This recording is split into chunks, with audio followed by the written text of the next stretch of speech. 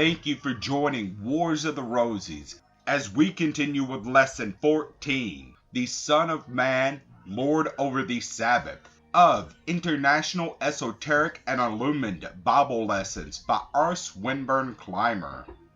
International Illuminated Bible Lessons prepared for the Sunday Schools of the Church of Divine Illumination. Matthew chapter 12, 1st through 10th verses. Golden text: the Son of Man is Lord over the Sabbath day. The Pharisees were watching every word and action of Jesus, that they might find fault with him. They did not find fault with his works as much as with his teachings. He taught something they could not understand, and they were prone to criticize everything different from themselves and their teachings. The Jewish people were in the beginning selfish, narrow, clannish, and material. They were always looking out for the easy places. They did not like to work or struggle. This characteristic is still dominant within them in very many cases. They eat as a race, watching for bargains and to get the better of others in a deal. Verse 1. To pluck the corn or rub it from the ear on the Sabbath was forbidden by the precepts of the elders and was considered equivalent to threshing. And as Jesus and his disciples walked through the corn, they hungered and began to pluck the ears of corn and to eat. Verse 2. The Pharisees said, Behold, thy disciples do that which is not lawful on the Sabbath. We learn in development and in doing good that every deed that we commit is subject to criticism by those who differ with us in our views. But we must understand and expect this so that we may know that the good invariably meets with opposition and criticism from evil. Verse 3. But Jesus said, Have ye not read what David did when he was hungered, and they that were with him? Verse 4. How he entered into the house of God, and did eat the shrew bread, which was not lawful for him to eat, neither for them which was with him, but only for the priest. They overlooked the shortcomings of their own leaders and teachers, but they were ready to detect the flaws in other leaders. We find this also true. Verse 5.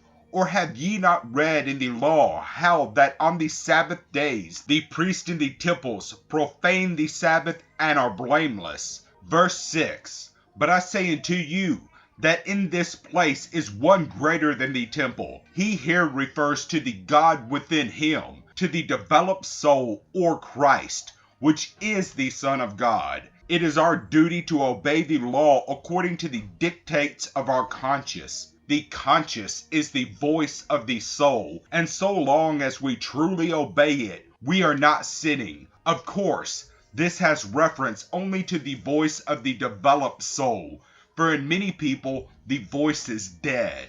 Verse 7. But if ye had known what this meaneth, I will have mercy and not sacrifice, ye would not have condemned the guiltless. If they had known that the spiritual within man was pure and guiltless of wrong, they would not condemn the material. They broke a material law, not a divine law. Verse 8. For the Son of Man is Lord of the Sabbath day. Christ cannot sin.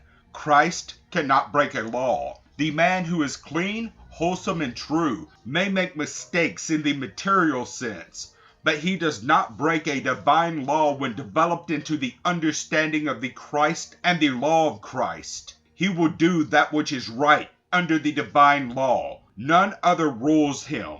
No matter what the world may think, nor how it may condemn him, he knows he is Lord even of the Sabbath day, and that the deed, if in harmony with divinity, cannot be sinful nor harmful. The motive, the desire and consequences of the deed is to be questioned. A necessary, harmless act does not condemn any man when it is committed. All this does not mean that the developed soul can commit any act which would be wrong to the undeveloped. The law concerning the plucking an ear of corn on the Sabbath was not a divine law.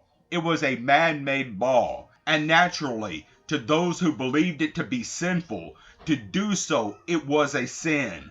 But the developed soul knew that it was not a divine law, and therefore it was not a sin to him. Many laws supposed to be divine are not such. The initiate knows how to judge each law, and he can no more break a divine law without suffering than can the most ignorant human. Thank you for watching, and please don't forget to share, like, subscribe, and comment. And if you can, please consider donating to Wars of the Rosies. Links to PayPal and Patreon are in the description. Thank you so very much.